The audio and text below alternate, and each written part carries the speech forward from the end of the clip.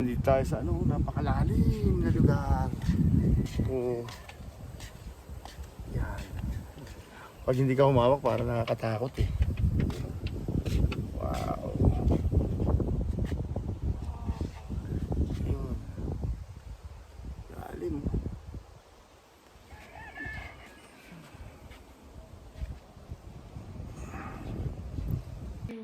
And this is the floor glass. Nakakatakot naman umakbang dito. Baka mahuli. Nakakatakot naman. Where's your phone? Sige.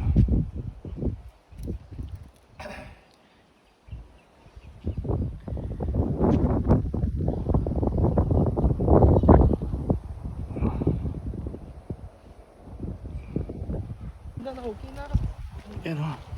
Pumunta kami sa bagong establishment dito. Ang flooring daw niyan iyan eh. Ang flooring daw niya ay salamin.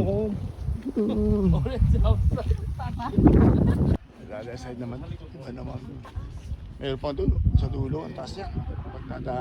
Tapos pa yan. Ayan o. Bundok na po yun.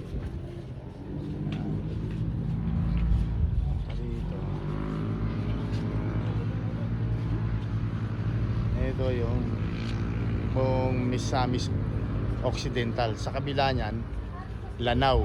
O diretso mo yung tulay na ginagawa na yung bago, yung Lanao. Kabila nun, Marawi. Tapos pa dito sa bandang kaliwa, Cagayan de Oro. Ang lawak.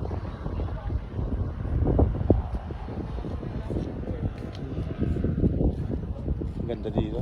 Ito yung Taanab City.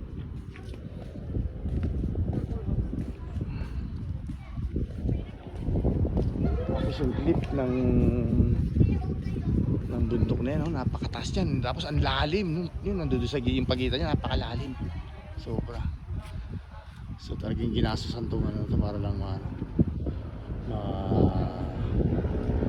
mapasyalan. Ito yung number 1 pasyalan. Purple House.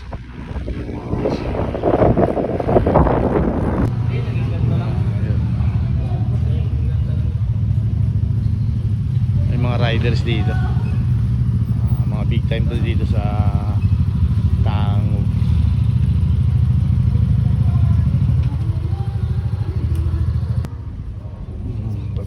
Sa bas mo ito makita.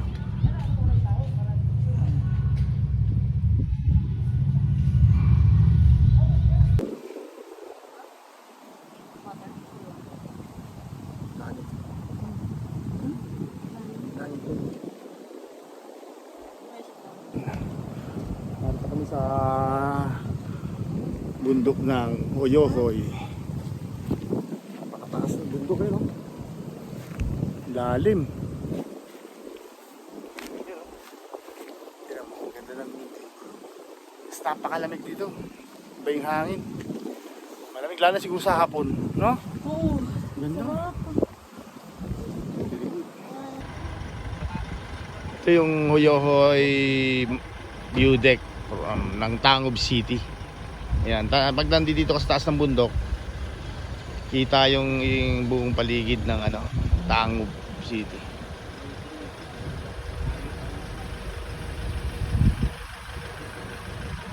Yun yung ginagawang project nila Choi na mahabang tulay dito sa Taangob papuntang Lanao. Yung kabila na yan, kabilang lugar na yan, Lanao, diretso papuntang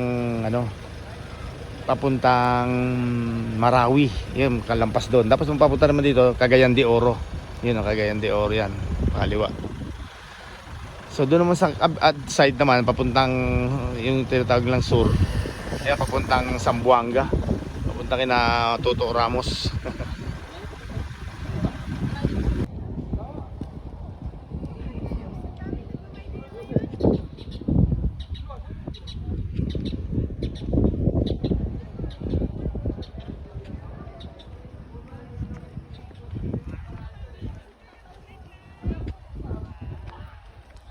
360. Grabe to. Yan, yung cliff ng ano, bundok dito sa Bayokoy. So hot. Napakataas. Take a Lalim.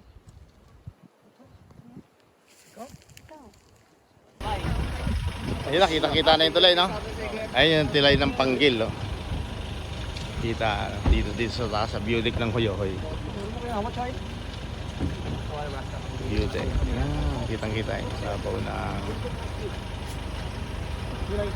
Hoyohoy. View deck, yun, oh. Ay, may mga ano? May mga foreigner, ah.